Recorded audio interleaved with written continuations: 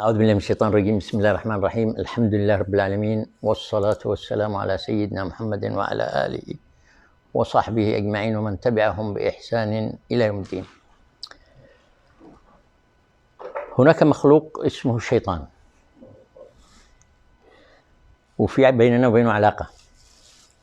العلاقة اللي بيننا وبينه كما أخبر الله سبحانه وتعالى هي علاقة العداوة، يعني ما فيش بيننا وبينه صحبة ولا إمكانية لهذه العداوة أن تتوقف، ولا يستوي صلح ولا هدنة إطلاقا. إن الشيطان لكم عدو فاتخذوه عدوا، ما فيش خير ثاني، فاتخذوه عدوا، وإلا إنما يدعو حزبه ليكونوا من أصحاب السعير. والعداوة كما هو معلوم لدى أهل الأرض جميعا ما ليش إلا واحدة من ثلاث نتائج: إما نصر، وإما هزيمة، وإما سجال. ما فيش أمام الإنسان خيار إلا أن ينتصر، ما فيش قدامه خيار ثاني، وإلا فهي هزيمة للشيطان، وهزيمة الشيطان كارثة. ولاحظوا الإنسان بيتهزأ يوم القيامة بثلاثة مواطن. نعم.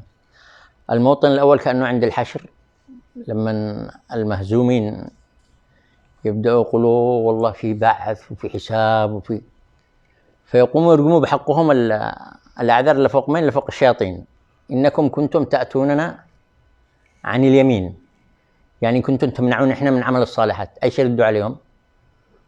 قالوا بل لم تكونوا مؤمنين، أنتم كنتم سقاط، واللي كان يوقع رجال يوقع رجال هناك، وأنا معاه في وقت. هذا موطن. الموطن الثاني بين يدي الله في الحساب، لما يقوم الإنسان يرقم بحقه الأخطاء فوق الشيطان، وبين يدي الله عدل مطلق. الله يعطي الشيطان فرصة يدافع عن نفسه.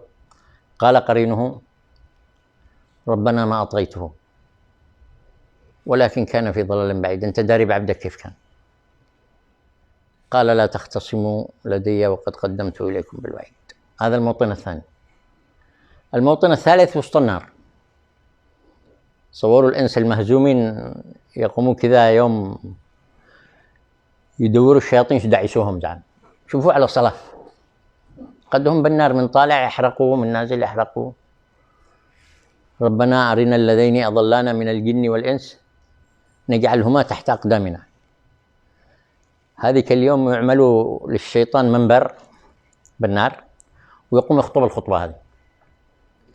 وقال الشيطان لما قضي الأمر: خلاص أصحاب النار بالنار وأصحاب الجنة بالجنة، ما فيش أي مجال. وقال الشيطان لما قضي الأمر: إن الله وعدكم وعد الحق، ما نش منكر، ووعدتكم فأخلفتكم، برضو ما نش منكر. تجيبوا لي واحد من هذول المهزومين يقول إننا طرحت البندق جنب راسه، ولا وضعت السيف على رقبته، ولا سحبته، وما كان لي عليكم من سلطان إلا أن دعوتكم فاستجبتم لي، فلا تلوموني ولوموا أنفسكم. معاهوش وقت الآن. ما أنا بمصرخكم وما أنتم بمصرخي. كأنه كذا يقول خلوا إحنا نتعذب سكتة، أنتم وقع قلب الدنيا والآخرة يعني. فلاحظوا مواطن التهزئة هذه يوم تحصل للإنسان هذا يوم القيامة. وكون القرآن عرض لنا هذه المعاني ليقول لك إياك أن تقف موقف من هذه المواقف. لازم تحقق انتصارك في هذه الدنيا على الشيطان، لازم تحقق انتصارك على هذه، يعني في هذه الدنيا. ومن رحمة الله بالشيطان شوفوا إنه خلوا الله سبحانه وتعالى غيب ما يراش. لأن تصوروا لو كان يرى مثلا تدخل غرفة النوم هو بعدك تدخل الحمام، إيش من عيشات؟ يعني نقول كم باليوم يحصل له مدري كم ضرب. فمن رحمة الله إنه جعله غيب، ونحن ناس مؤمنين بالغيب، ولازم نؤمن بحقيقة الشيطان. لازم نؤمن بحقيقة الشيطان، لأنه الشيطان حالف كم أيمن أقسم بين يدي الله سبحانه وتعالى. إنه ما فيش قدامه إلا يدخل الناس هذول النار. ولأقعدن لهم صراطك المستقيم. هو ما هوش جالس بالسكك اللخبطة، جالس لأصحاب الصراط المستقيم، يعني المتدينين لازم يفهموا الحقائق. وإنه الشيطان واقف حجر عثرة في طريقه. الله يقول لك، يقول الشيطان اللي يقول أن تقول إن ربي على صراط مستقيم، يعني تقدر تدعس عليه بمعرفتك لربك والتزامك بما أمر الله سبحانه وتعالى. طيب أيش اللي يعمله الشيطان في الأخير؟ أظن قصة آدم عليه السلام صورة عملية واضحة لمعركتنا مع الشيطان، صورة عملية واضحة غاية في الوضوح. الله سبحانه وتعالى أسكن آدم الجنة وأعطوا أمر ونهوا نهي: اسكن أنت وزوجك الجنة وكلا منها رغدا حيث شئتما. هذا الأمر. ولا تقربا هذه الشجرة بس.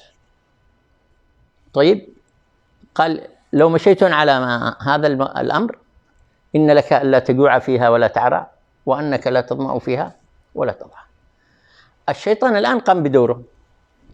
لاحظوا الله سبحانه وتعالى يقول: يا أيها الذين آمنوا ادخلوا في السلم كافة ولا تتبعوا خطوات الشيطان إنه لكم عدو مبين. يعني الشيطان يمشي بخطوات، وسنعرف ما هي خطوات الشيطان العامة لكل الخلق، لكن من قصة آدم تبدأ تبين المسألة فعلا كيفية. لاحظوا الشيطان الآن كأنه بدأ مع آدم بهذا العرض. الخطوة الأولى وهي: هل أدلك على شجرة الخلد وملك لا يبلى؟ أنا أتخيل كذا آدم يقول لك هذا اللي حذرني إحنا الله منه، إيش معه من خبر يعني؟ إيش أصل الشجرة هذه؟ تقول ما تكونش الشجرة هذه اللي نهى الله عنه. لاحظوا هو اكتفى بالخطوة هذه بس، طرح له هذا الفكرة، زين له مسألة: هل أدلك على شجرة الخلد وملك لا يبلى؟ أظن أنا كذا أظن إنه آدم عليه السلام يروح يقول لحواء: شوفي هذاك اللي حذرني إحنا الله منه يقول في شجرة بالجنة إن شجرة الخلد والملك الذي لا يبلى. كأنه والله أعلم من حق النسوان تقول له نروح نسأله. راحوا سئلوا: أين الشجرة هذه اللي قلت علي؟ قال لهم هذه، دلهم على الشجرة اللي نهى الله عنها.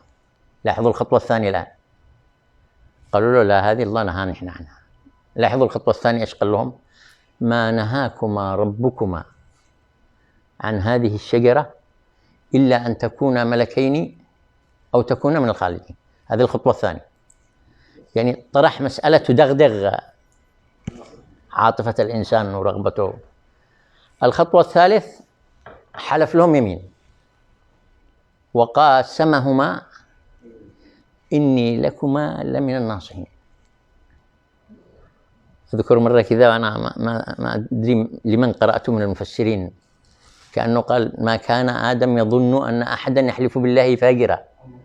وفي واحد من الشيوبة حق صنعاء جنبي كذا قال: جواد مسكين يقول على آدم يعني. فتلاحظوا الخطوة الثالثة إنه حلف لهم يمين. ولاحظوا هذه الخطوات كيف عبر عن القرآن الكريم: دلاهما بغرور. في فعلين في اللغة: دل وأدلى. أدلى يأخذ الدلو فاضي ويرقم بول البير، يرقم بول رقم هكذا، أدلى دلوه. لكن دلى يطلعوه مليان، دلا حتى نحن نقولها اليمن دلا، يعني جابهم على قليل كذا. فدلاهما بغرور فلما ذاقا الشجرة.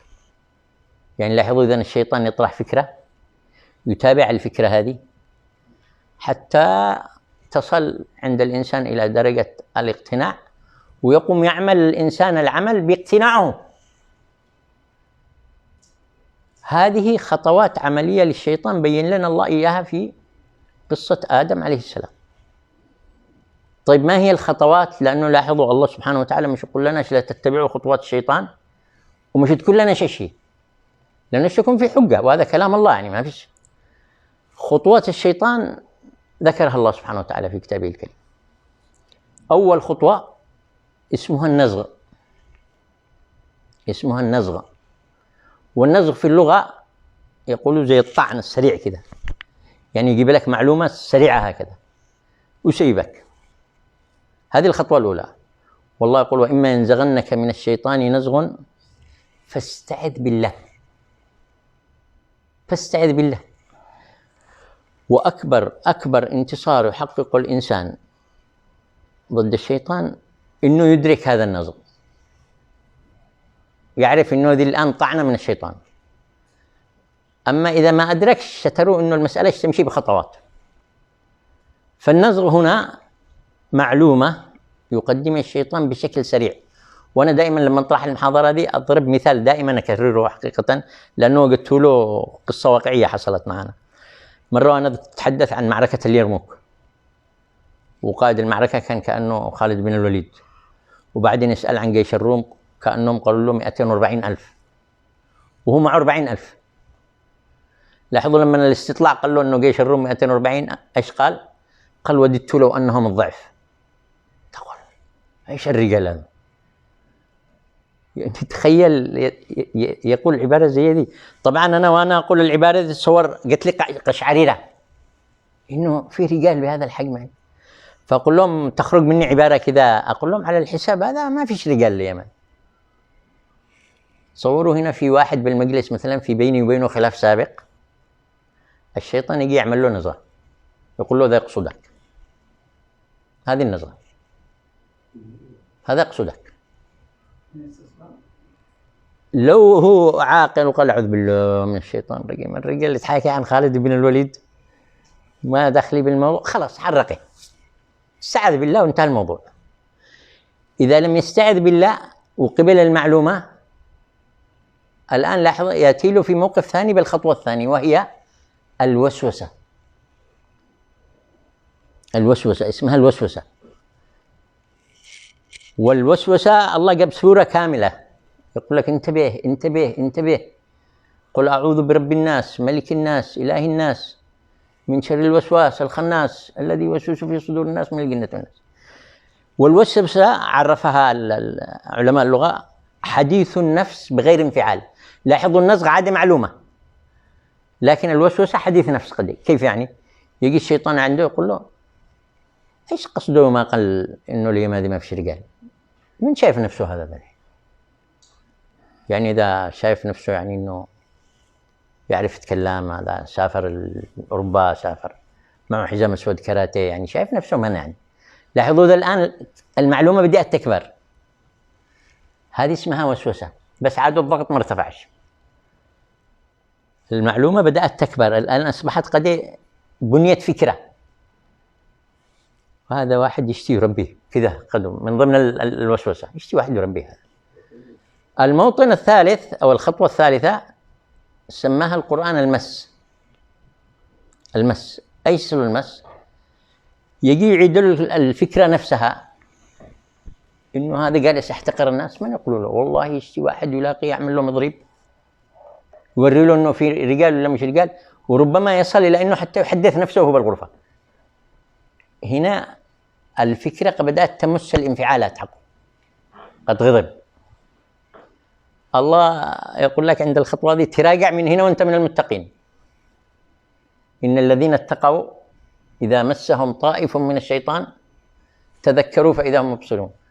يعني يقعد بالله من الشيطان الرجيم. يا رب إبليس لا فين شو وصلنا؟ الراجل يتكلم عن خالد بن الوليد وذا الحين إبليس يشتينا روح اضربه، وقد المسألة بدأ الغضب يرتفع. إذا ما تراجعش الواحد عند الخطوة هذه تستحوذ الفكرة عليه، بدأت تكبر. لاحظوا، وقد مع الانفعالات، وقد يعمل له خطط كيف يعتدي على هذا اللي قال إنه ما في رجال. أنا شوري له هذا لازم نربي هذا. هنا الاستحواذ، استحوذ عليهم الشيطان. ولاحظوا لما تصل الفكرة إلى درجة الاستحواذ ينسي الإنسان ذكر الله، خلاص قد غلقت على منافذ الفكر فأنساهم ذكر الله. هنا لاحظوا الآن نزغ، وسوسة، مس، استحواذ. زي الحمل، اكتمل الحمل، لا بد أن يبدر من هذا الآدمي فعل، لا بد أن يبدر منه فعل. إذا ما لاقش هذا اللي قال ما فيش رجال وضربه بالطريق ربما نكون في مجلس زي كذا مثلا، والرجل قد خلاص تدري، وفجأة يقرح: أيوة أنتم تحتقرون الناس عندكم مش رجال، المهم ومن الكلام هذا. والآخرين يقول له: ما لك يا أخي، صلي على النبي، أنتم ما تعرفونوش، هذا خبيث، هذا مدري. هذا اسمه الزلل، استزلهم الشيطان. فتلاحظوا إذن إنه للشيطان خطوات، يأتي بالفكرة بالمعلومة أولا، وبعدين يبدأ يناقش مع الواحد هكذا، اللي هي الوسوسة. تبدأ تكبر الفكرة هذه الآن تبدأ تمس الملكات حق الواحد، مشاعر الغضب، مشاعر أي نوع من المشاعر. تستحوذ الفكرة على الإنسان. عند استحواذ الفكرة على الإنسان لا بد أن يبدر منه الزلل. طيب هذه مثال. أجيب مثال ثاني. لاحظوا الشرع نهى عن النظرة للمرأة. يعني يجي واحد يقول لك: يعني إيش فيه لو شفته، إيش فيه؟ لاحظوا كأنه في أثر إنه النظرة سهم مسموم من سهم إبليس. هي ذي النزغة. تخيل واحد يشوف واحدة كذا بس شافه ومشى، طرحت الضربة الآن. هذه النزغة. يبدأ يدخل بالوسوسة. الخطوة الثانية يبدأ يعمل له صورة الآن، ركبه، المهم يعمل له، وقد يخاطبه هذه الوسوسة. تدري المسألة تكبر إلى درجة تمس الانفعالات. تدري وقد يتنهاد ويرقص في الغرفة وهو حادف مخدة مثلا، ولا هذه المس. إذا وصلت إلى هذه النقطة تصل إلى درجة الاستحواذ، تستحوذ عليه وهو راقد وهو يأكل وهو يمشي، والفكرة مسيطرة عليه سيطرة. هنا تجده لابد أن يعمل شيء، يحاول يعترض، يحاول يدخل معرفة، يحاول، فيقع الزلل بأي صورة من الصور. هذه هي خطوات الشيطان. وكما قلت لكم أكبر إنجاز يحققه الإنسان إنه يعرف النزغة أول ما تصل، يقول لك هذا الشيطان، ويستعيذ بالله وانتهى الموضوع. يعني معركتنا مع الشيطان ما هيش قتال، معركتنا مع الشيطان معركة معلوماتية. وأكيد الشيطان ما يجيش يقول لك: إيش رأيك تقوم تصدق ولا تقوم. الشيطان يعدكم الفقر ويأمركم بالفحشاء. بضاعة الشيطان كلها بضاعة سلبية. أي معلومة تجدها في نفسك لا تستطيع أن تخبرها الآخرين، هذه معلومة شيطان. يعني مثلا واحد جالس في مجلس زي كذا في 10 أنفار ولا 6 أنفار، وهو يفكر بواحدة من بنات الناس، مش يقول لهم: يا جماعة أنا جالس أفكر بنت فلان. هذه المعلومة السيئة اللي تستحي أنك تتكلم عنه، هذه معلومة شيطان. توقف عن التفكير فيها. إذا لم تتوقف عن التفكير فيها كما رأيت استكبر إلى وسوسة، إلى مس، إلى استحواذ، وبينشأ من ذلك زلل.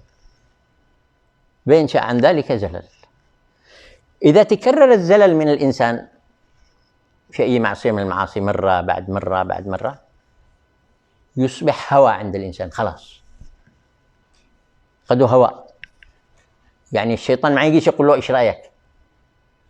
مجرد بس إنه تتحرك المعلومة هذه على طول يعمل على تنفيذها. وكأنه هنا عند نقطة الهوى الشيطان يأمر أمر، ما يقول له: إيش رأيك؟ الشيطان يعدكم الفقر ويأمركم بالفحشاء. فتخيلوا إلى أي درجة وصل الإنسان من الهزيمة. الشيطان يأمره وهو يلبي. هذه هي عبودية الشيطان. وتصوروا أن الله سبحانه وتعالى في كتابه الكريم يخبر أنه عدد كبير من البشرية سقط بقوله تعالى: ألم أعهد إليكم يا بني آدم أن لا تعبدوا الشيطان إنه لكم عدو مبين. فإحنا متدينين، شوفوا، ومؤمنين بغيب. وأدنى مراتب الغيب بالنسبة لنا الشيطان، أدنى مراتب الغيب، لأنه غيب مصاحب لك واصل أصلا.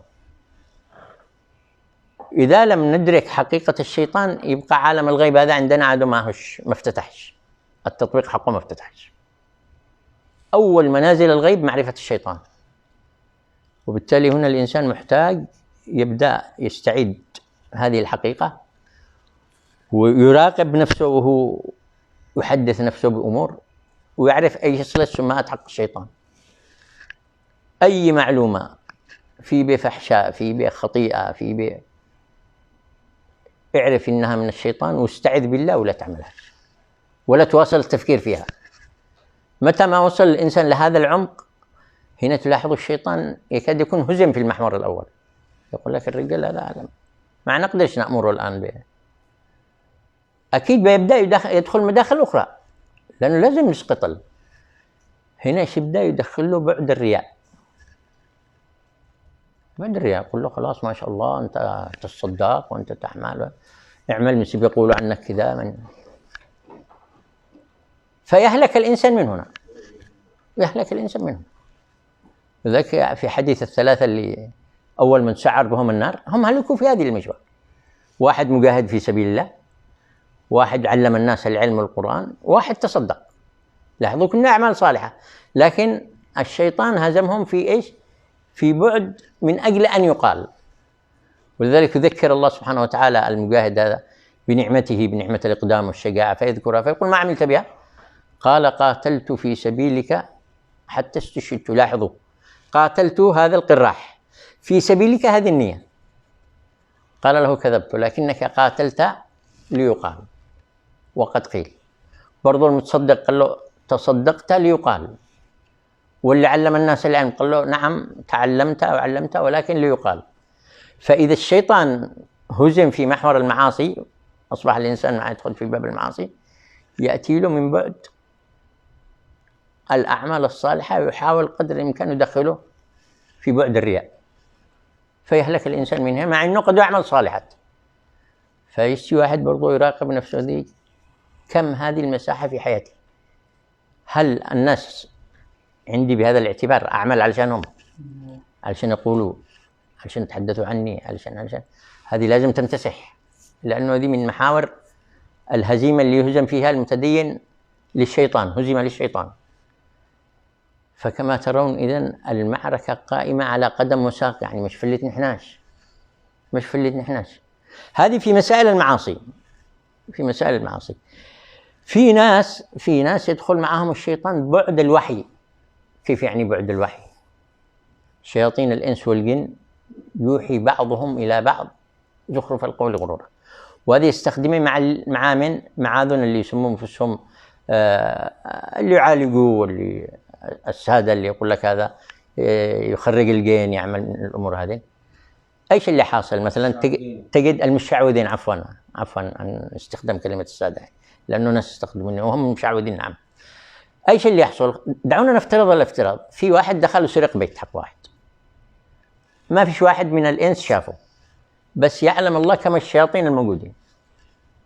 يعني إذا معلومة السرقة بالنسبة للشياطين ما هيش غيب. فيروح صاحب البيت يكتشف إنه بيته سرقت، الشياطين هنا يبدأوا يقول له روح عند فلان من المشعوذين، فيذهب لعند فلان. المشعوذ هذا معه شياطين، يلتقي بالشياطين اللي دفعوا الرجل هذا إنه يروح لفلان، ويقول له ذا اسمه فلان وبيته سرقت والسرقة مطروح بمكان فلان. هذه ربما قد سمعتم عن قصص مثل هذه أنها حصلت. فيقول له بدون ما يتكلم هذا، يقول له أنت اسمك فلان وأجيت عشان الناس يصطدموا، ويقول لك الله أظن أولياء ما انش دارين إنه ذن داخلين في بعد شياطين وإيحاء شياطين. إيحاء شياطين يعني الشياطين يوحي إلى أوليائهم في مسائل إيش؟ في مسائل إفساد عقائد الناس. يبدأوا يعملوا لهذول الناس مقامات ويعتبروهم أولياء ويقدموا لهم قرابين وما إلى ذلك من الأمور. فكما ترون إذن في مسألة المعاصي الشيطان يصل إلى بعد الأمر، يأمر والإنسان يطيع. في بعد إفساد العقائد يخلوا يروح عند هذول المشعوذين اللي ينسبوا لأنفسهم العلم بالغيب وما إلى ذلك من الأمور، وتصح 1 من 100. يعني مش الإيحاء حقهم قد صحيح 100%، تصح 1 من 100. فخلاصة القول يا أبنائي، قد غفلنا عن حقيقة الشيطان كثير في عمرنا، ولازم كذا نبدأ من الآن نعرف اللحظات اللي الشيطان في به يحاول يعطينا إحنا معلومات علشان نخرج إحنا عن الصراط المستقيم، مستعين بالله سبحانه وتعالى. وإن شاء الله كذا إن ربنا على صراط مستقيم، سندعس عليه بفضل الله وسنحقق هذا الانتصار. ولاحظوا إنه كأنه في أثر في حديث إنه الإنسان المؤمن كذا يخلي الشيطان حقه زي البعير، هو اللي يسوقه، هو اللي يوجهه. فنسأل الله سبحانه وتعالى أن يحققنا بهذا الانتصار على الشيطان، وأن نهزمه هذه الهزيمة. ونسأل الله سبحانه وتعالى أنه إخواننا المتدينين يعرفوا حقيقة هذا الشيطان ويعطونا أهمية واعتبار، لأن الله سبحانه وتعالى كما رأيتم أفرد لها في كتابه الكثير. وصلى الله وسلم على سيدنا محمد، وجزاكم الله خير على حسن استماعكم.